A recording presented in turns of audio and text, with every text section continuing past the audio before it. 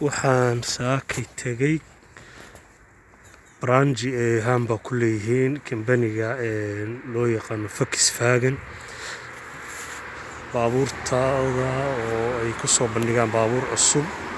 baabuurkan hadda 2000 iyo waxa uu soo baxay 19kii bishii labaad 2020 inuu jiraa.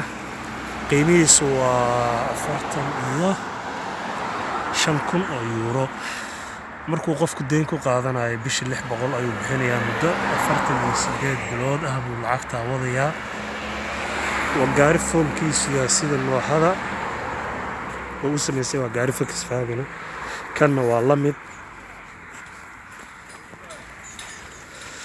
baabuurta wada model cusub waa 2018 iyo 2019 weeyaan kulligood. gaariga uu kana deersana oo sida nooxada u sameysan qiimihiisu waa 47,649 uu qofkii bixinayo bishii 650 buu iska bixinayaa muddo 48 bilood isku wada shaguud.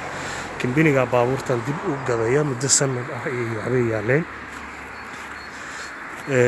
kan hadda 41 weeyaan. inta hadda aad u jeedaan waa wada madowga oo wada nooho qaabka nooxada ay sameysay Soomaalidu yaqaanaan.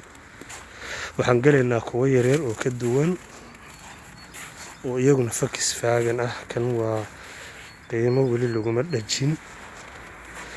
kan oo kala hadda oo sida yarkaan oo laba shira ah qiimihiisu waxa weeye 22,000.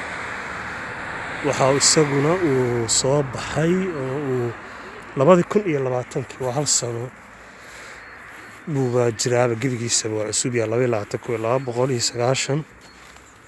299 euro buu qofkii iska bixinayaa. agreementka 48 bilood lacagta ku bixinaysaa. inta lagu gada jira hadii lacagta laga waayo dib baa lagaaga celinayaa. waad aragtaan Volkswagen Automobile Hamburg. kan iyo kan waa isku nooc. marka gawaarida Volkswagen-ka ah hadeer kan oo kale qiimihiisa waxa waaye 29,000 weeyaan. kan isagu waxa uu soo baxay taariikhda la sameeyay waxa waaye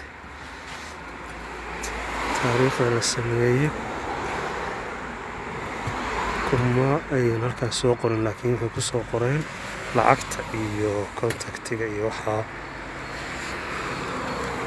gaarigan bangi baa lahaa waan u maleynayaa Leysen 5. kanna waa la mid.